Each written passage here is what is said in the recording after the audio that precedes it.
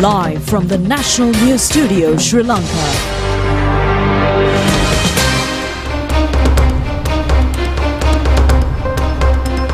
Good evening. This is the National News Telecast. I'm Movin Hettiarachchi.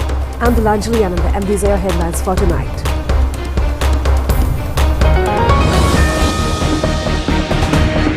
History, Aesthetics and Vocational Studies compulsory under the new education reforms. Wax Museum of Historic Asela Perahara opens. Candy Asela Perahara Festival to commence on the 25th of this month. Indictments to the Kehelia family.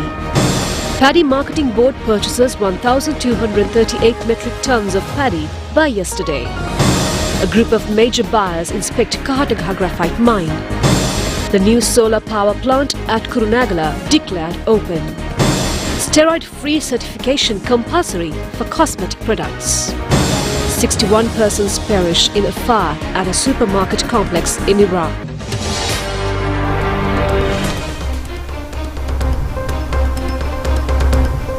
We begin with local news. Prime Minister Dr. Harini Amarasuriya says that new education reforms have in fact made it mandatory to study subjects such as history, aesthetics and vocational studies. She emphasized to prevent false information from spreading that history and aesthetic subjects have been removed under the new education reforms and politicizing the education and children's lives in order to exploit for political gain. The Prime Minister made these remarks today during a special program held at the Western Provincial Council Auditorium to raise awareness among Western Province education officials regarding the new education reforms. However, certain parties, without properly studying the National Education Plan, are spreading the false information that the subjects of history and aesthetics have been removed. These reforms have been developed after holding extensive discussions with subject experts. Moving forward, the objective of ensuring that every student gets the opportunity to study history and the aesthetic subjects, which enhances human values. Prime Minister Dr. Harini Amarasuriya said that there were 5 compulsory subjects and 2 effective subjects that under the elective category. There was a list of available subjects which included history and aesthetics. She explained that all these subjects were available and that history and aesthetics subjects fell under the social science stream, which was a decisive factor. She pointed out that what mattered was how the student made their selection. The curriculum was designed to create a student who was not confined to one particular field. In that context, she emphasized that history and aesthetics were very important subjects. She further explained that even a student pursuing STEM subjects or one choosing management or someone going into the skills sector would still have to study history and aesthetics. For students in humanities and social sciences, these subjects were compulsory, and in all other streams, including the skills stream, at least one subject had to be selected from that list. She said that structure was built to allow students to prepare for the world of work, to develop aesthetic and social awareness, to understand their own identity and to make subject selections in a way that allowed them to move forward with specialized knowledge relevant to their stream. She added that without presenting the full context, spreading the idea that history and aesthetics had been removed from the curriculum was completely false notion and an attempt to deliberately mislead society. She described this as a very serious and harmful effort to disrupt the process by creating an external narrative that was entirely incorrect. Educationists also expressed their views regarding new education reforms. Deputy Director General of National Institute of Education, Ashoka De Silva, said that under the education reforms, there had been absolutely no attempt to devalue history or aesthetic subjects in any way. On the contrary, greater attention than ever before had been given to these subjects. He explained that the concern about these subjects being given less importance may have arisen due to the introduction of a national level examination, but that did not mean the subjects had been downgraded. Professor Asda Basnayaka of the Sri Lanka Teacher Education Service said that the only thing that had changed was the opportunity given or available to every student to select this subject. Even though history was not a core subject, students had been given several opportunities to choose it. He added that it was due to the lack of understanding. Assistant Director of Education at the National Institute of Education, Venerable Kotanaluwe Punyananda Thera stated that history had not been removed. The Thera emphasized that it was impossible to talk about the future of children without history. Regarding the claims that religion had also been removed, the Thera explained that all such subjects had been included as modules and therefore every child must learn history. The misunderstanding had arisen because history was not included as a core subject. A representative of the team of TikTok platform in Sri Lanka visited the Secretary to the Prime Minister Dr. Pradeep Sapatantri yesterday at Prime Minister's office.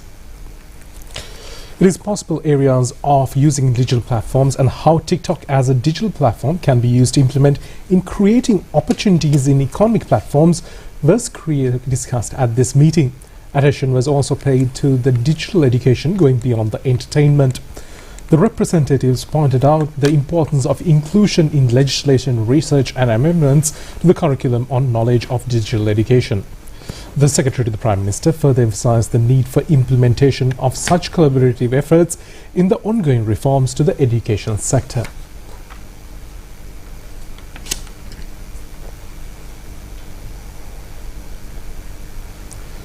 President Anurukumara Dissanayake officially opened the Wax Museum today at the historic Asela Perahara in Kandy.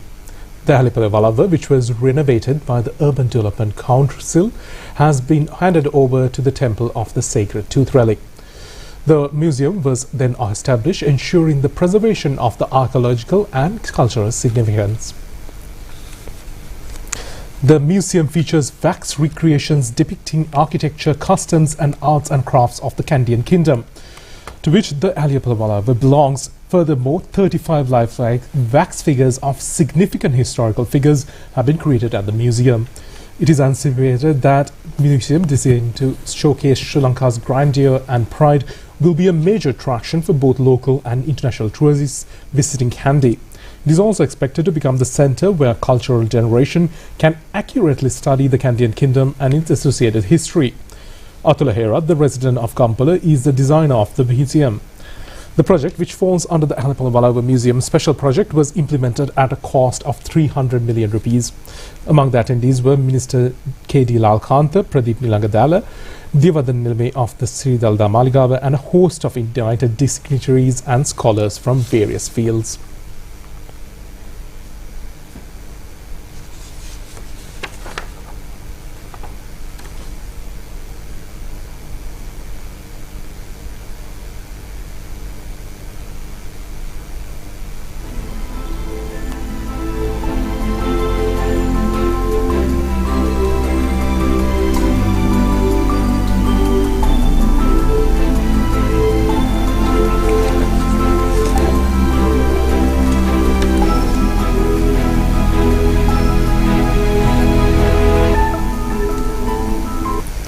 Devadan Nilame Pradeep Nilangadala says that the annual Asela Perahara festival of the historic Sri Dalada Maligava in Kandy will commence from the 25th of this month. He made these remarks at a media briefing held today. Devadan Nilame Pradeep Nilangadala said that from the 25th to the 30th of July, inner processions would be held at the four main devalayas. He mentioned that the Kumbha Perahara would begin on the July 30th and continue until the 4th of August, followed by the Randoli Perahara, which would also last for 5 days. He further explained that the final Randoli Perahara is scheduled for the 8th of August, according to him, on that night. Once the processioning concludes, it would proceed to the Asgiriya Gadigate Temple and then to the Gatabe ferry point for the water cutting ceremony, which would take place the following morning. He added that after the ceremony, procession would head towards the Darimunda Devalaya area and return to make a final ritualistic circle around the Maligava square before entering the shrine, thereby marking the official conclusion of this year's Asela Perahara.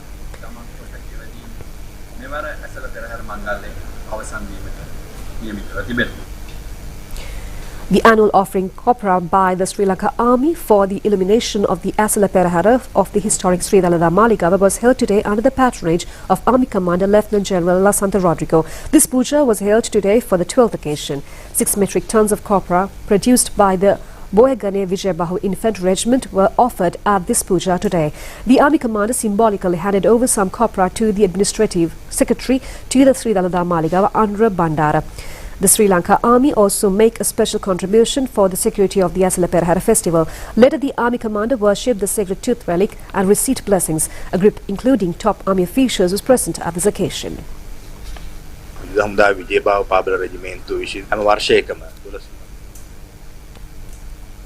Indictments have been filed against former Minister of Health Asela Rupavahini, his wife, 3 daughters and son-in-law regarding a case of money laundering allegations and earning assets illegally at the Colombo High Court today. The indictments filed by the Bribery Commission were handed over in the presence of the Colombo High Court Judge Justice Lanka Jayaratna later. It was ordered to release the defendant on a bail of 50,000 rupees and 2 personal bails of 1 million rupees each. Their foreign travel has been banned and orders to deposit their passport with the court. It was also ordered to take their fingerprints and defendants and call for records. The judge ordered a call for hearing at the complete case on the 5th of August. These allegations have been filed by the Bribery Commission under the Prevention of Money Laundering against the defendants, earning assets of more than 97 million rupees. The Colombo High Court declared today the order on request of bail filed by the controversial owner of the pharmaceutical company, Janaka Fernando, will be announced on the 4th of August. He has been imprisoned on the suspicions of providing substandard antibody vaccines to hospitals. Violent activities erupted in island-wide after the incident of attacking Gota Gogama, a struggle location at Golf Face Green on the 9th of May 2022. The Supreme Court ordered today to call for the hearing of the case of confirmed fact on the 19th of November. The fundamental rights petition filed by the social activities attorney at law Ravindranath Dabare requesting the issue of order to recover compensation money illegally obtained from the government by ministers and parliamentarians. The Supreme Court today issued a verdict quashing the interim injunction order previously held by the appeal court, preventing the implementation of a decision taken by the cabinet during the previous government to retire nursing officials of 4 grades in nursing in the government service. The Supreme Court also issued another order to appeal court to take up a hearing on the petition filed in the appeal court in this respect. The Pemdullah Magistrate Court ordered today to imprison until the 28th of this month 2 persons taken into custody on suspicion of aiding and abetting the incident of assassinating a 22-year-old youth after abducting 2 youths from Kahawat area. The Hambantota District Magistrate today ordered to imprison until the 25th of the month 2 suspects taken into custody along with the owner of a motorcycle, Ajit Galange, of the motorcycles recovered at the Hambantota Birds Park premises. A discussion on the preliminary budget framework and development direction related to the submission of proposals for the 2026 budget was held yesterday at the Presidential Secretariat between President Andhra Kumara Dissanayake and officials of the Ministry of Finance. Accordingly, the President inquired from the Ministry of Finance officials about the current progress in preparing the upcoming budget. The officials informed the President that the circular inviting budget proposals has already been issued and that institutions have been given until the 31st of this month to submit their budget estimates within the allocated expenditure limits. During the discussion, President Andhra Kumara Dissanayake emphasized the importance of prioritizing key sectors that can elevate the country beyond its current situation when planning the upcoming budget. Accordingly, he instructed officials to focus more on projects centered around areas such as digitalization, strengthening public transport and integrating rural communities into the economic framework. The President further noted that merely allocating financial resources for projects is not sufficient. He emphasized the need to assess whether the intended benefits of those projects are truly reaching the people and highlighted the importance of strengthening the necessary mechanisms to ensure this outcome. Deputy Minister Dr. Anil Jayantha Fernando and several others were present at the discussion. Chairman of the Paddy Marketing Board, Manjula Prinalanda, says that 1,238 metric tons of paddy has been purchased from the farmers. He has revealed this during a media briefing held today, and the government allocated an amount of 6,000 million rupees to purchase paddy in the first round of this year. Chairman of the Paddy Marketing Board, Manjula Prinalanda, says that 1,238 metric tons of paddy has been purchased from the farmers. 120 rupees per kilo for nadu, 125 rupees per kilo of samba, 132 rupees per kilo of kiri samba has been paid. The steps have been taken to pay money to the farmers. The government has allocated an amount of 6,000 million rupees in the first round of paddy purchasing. The Paddy Marketing Board was able to purchase 45,000 to 47,000 tons of paddy along with other expenses. The farmers also have an opportunity to hike prices paid to them by the government by holding discussions. In addition, a method has also been provided to propose to purchase wet paddy from farmers. The government has fixed price by paying 102 rupees per kilo of nadu, 105 per kilo of samba and 112 rupees for a kilo of kiri samba. A group of prominent buyers who purchased graphite from Sri Lanka inspected the Damgaslanda Kahatagaha mine recently. It was joined by the members of JAGRA, the Association of Graphite Purifiers of Japan. Kahatagaha graphite mine is at present known as Graphite Lanka Private Company. It was started in 1872 and was handed over to Sir John Kotalawala in 1950. The company was converted into a government-owned institution in 1990, which includes an area of 102 acres at present. Kahatagaha graphite mine is 2,000 feet deep and is considered the deepest point from which the earth can be reached inside. This mine provides graphite with a high percentage of carbon of high quality. This has been considered as an industry which provides an income of 120 million to 200 million rupees to the economy of this country. The graphite of this mine is now being exported to USA, England, China and Japan. A group of 15 of JAGRA Association of Japan joined the inspection yesterday. They reached the bottom of the mine, which is about 1,132 feet deep, inspected and retrieved samples from it. They also inspected the graphite factory. A group of buyers from Japan has visited the country after 13 years. Chairman of the Kahatagaha graphite mine, Engineer Professor PVA Hemal, pointed out that with the arrival of this group, export of graphite from the country will further expand. Chairman of the Kahatagaha graphite mine, Engineer Professor PVA Hemal, said that their main buyers are present here. He stated that this visit or their visit is very beneficial for the development of the country. He also said that by talking with them, they hope to further expand the export of graphite. He emphasized that only if the company increases revenue and grows further, will they be able to develop the mine and generate more income. We'll be back with more news from home after this break.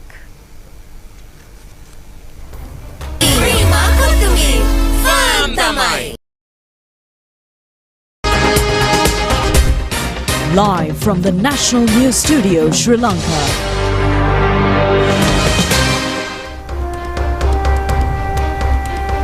On to more local news. In an exclusive interview with Rupavahini, renowned NASA scientist Dr. Sarath Gunapala shared key insights into the upcoming Mars mission set to be launched by NASA.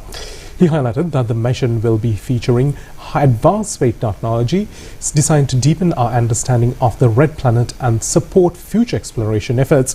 Dr. Gunapala emphasized the importance of innovation and scientific progress in shaping the future of space exploration. I would like to know about your latest mission from the Jet Propulsion Laboratory, especially about the Mars mission. Our latest and the main mission at the Jet Propulsion Laboratory is a Mars sample return. The Perseverance rover we sent to Mars and successfully landed collected about 40 samples from Mars that we expect those contain life signatures. So this was done by a Perseverance rover we sent there in 2021. So our next mission, Mars sample return, we are planning to send a vehicle, including a little rover, to collect those 40 samples and bring back to Earth. The reason is when we bring back those samples to Earth, we can do many experiments to find whether they have some information of fossil-like things or DNA or broken fragment of a DNA or something to find out whether Mars had life in the past.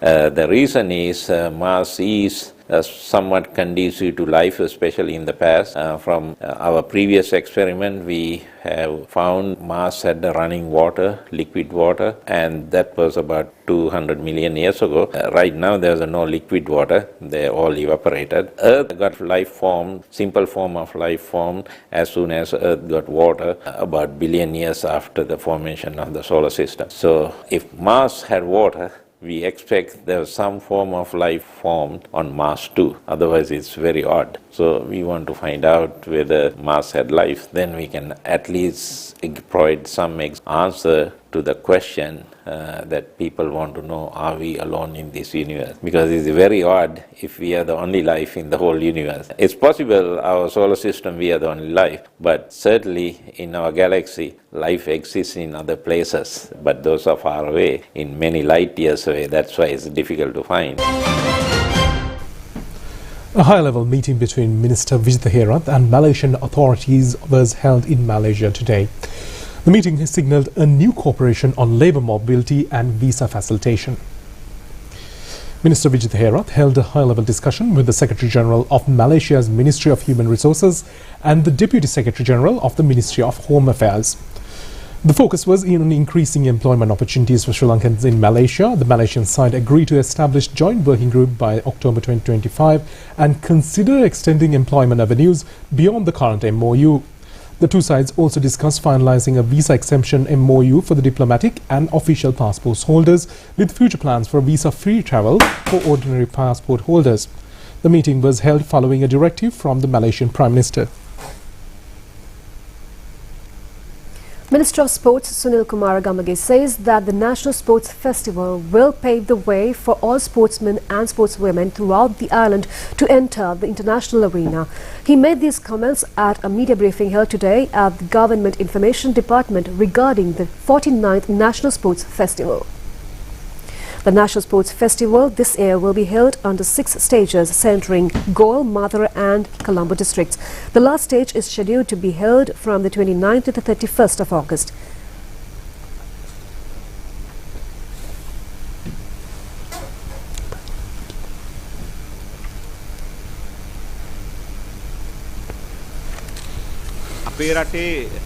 Minister Sunil Kumar Gamage said that almost all the athletes who have emerged in Sri Lanka's athletics field were discovered through the National Sports Festival. Therefore, the development of sports in the country and discovery of new athletes and the motivation of athletes are all closely linked to this national festival.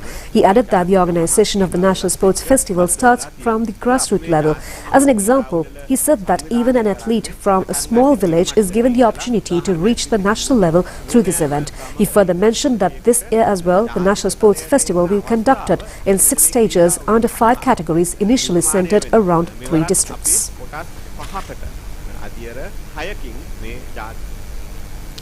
Minister of Power Engineer Kumar Jayaguri says that government's policy is to encourage local investments in solar power sector.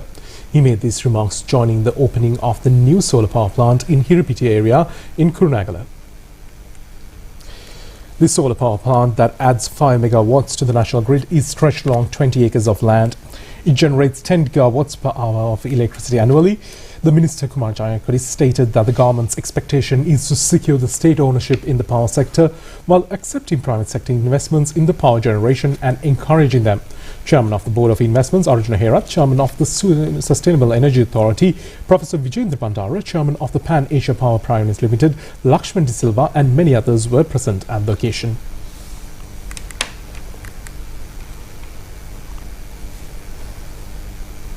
Consultant Dr. Indra Kahavita says that a program is scheduled to be implemented ordering the all cosmetic products industries to submit a certificate to the National Pharmaceutical Regulatory Authority, ensuring that there is no steroids in the relevant production. She made these remarks at a media briefing held recently at the Health Promotion Bureau to mark the World Skin Health Day. The World Skin Health Day fell on the 8th of this month under the title of There is no health without a healthy skin. Researchers have revealed that about 1.8 million people of the world population are suffering from any type of skin disease. Doctors point out that long-term skin diseases will lead to mental distress of the patients. They also face numerous problems and traumatic situations due to their illness. It is a severe problem that the medicines used for skin diseases are misused in the present society. Doctors request the people to not use various creams without proper medical consultation.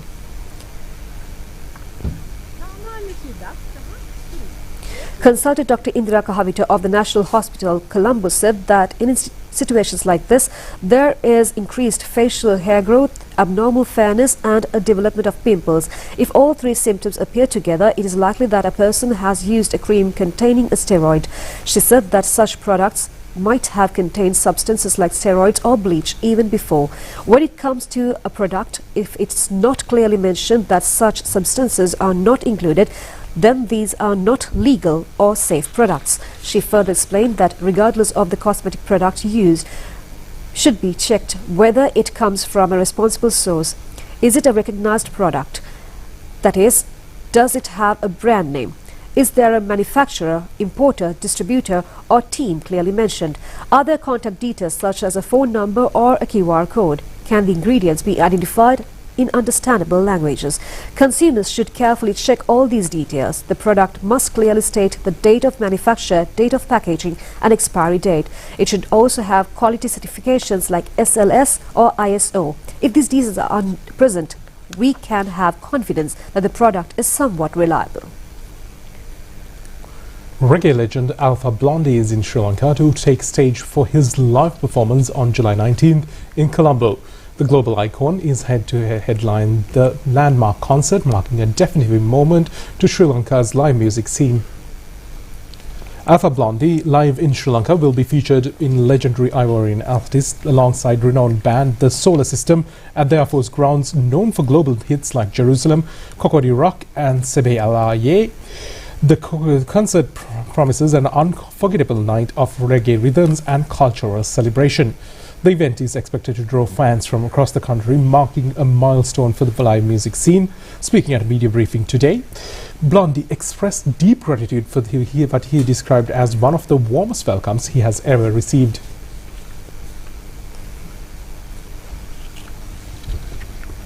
First of all, I'd like to say thank you. Thank you very, very much to organizers and the promoters. And thank you for the people receiving us here in Colombo. We were overwhelmed. We were spoiled by the quality of the reception. And to be sincere, this is my very first time to be received in such a beautiful, warm atmosphere. Me and my band, we're gonna have to work hard to satisfy the people of Colombo and Sri Lanka.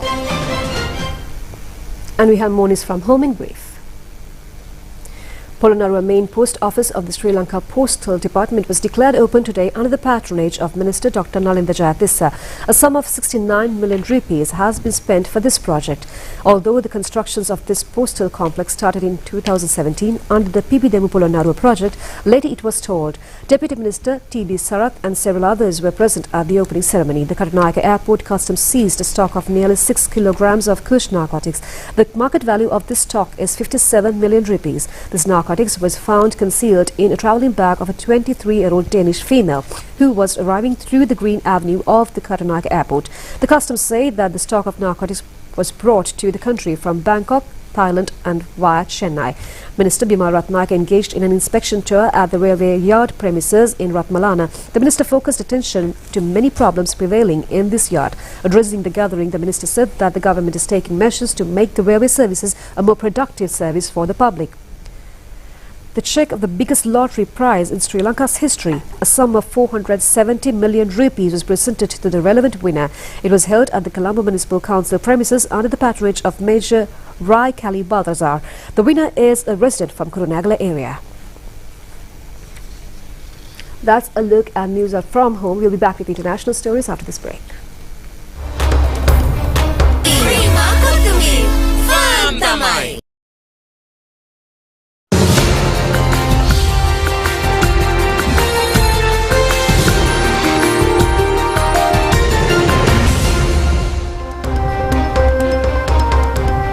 A fire that tore through a 5-story shopping center in the Iraqi city of Kurd has left at least 61 dead.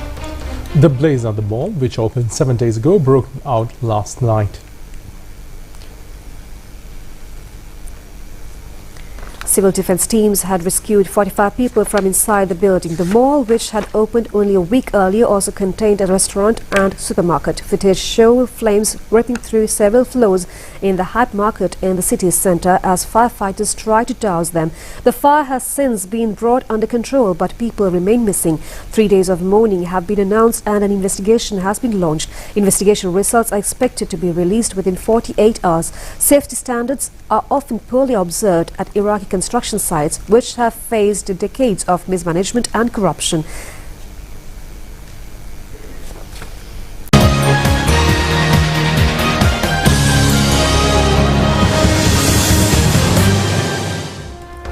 On sports news, Bangladesh recorded their first ever T20 International Series win against Sri Lanka yesterday, winning the final T20 match played at R. Premadas International Cricket Stadium by 8 wickets. Accordingly, Bangladesh won the series 2-1. Sri Lanka winning the toss decided to bat first. Accordingly, Patil Nisanka and Kusal Mendis opened the innings. Kusal Mendis was out for 6 runs while Sri Lanka's total was 14. Asela Perahara got out without scoring, while the skipper Charith Asalanka scored only 3 runs. Patil Nisanka, anchoring the innings, scored 46 in 39, which included 4 boundaries. Kavinda Mendis chipped in with a valuable 21 runs. Dasun Chanaka scored 35 in 25 with the help of 2 sixes and 4 boundaries.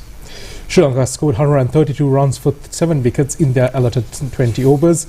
Mehdi Hassan captured 4 wickets for 11 runs in his 4 overs. Bangladesh, with a target of 133 runs, began their innings. Nuana Tushar was able to catch the first wicket in the first ball. Little Das and Tanzid Hassan put up a partnership of 74 runs. Little Das scored 32 runs, while Tanzid Hassan scored an unbeaten 73, which was also his 5th half-century.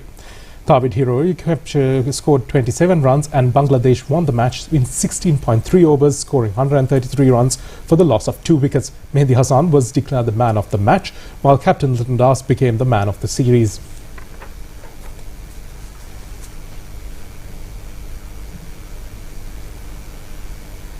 That's it for tonight's English News Telecast. Thank you for joining us. Good night.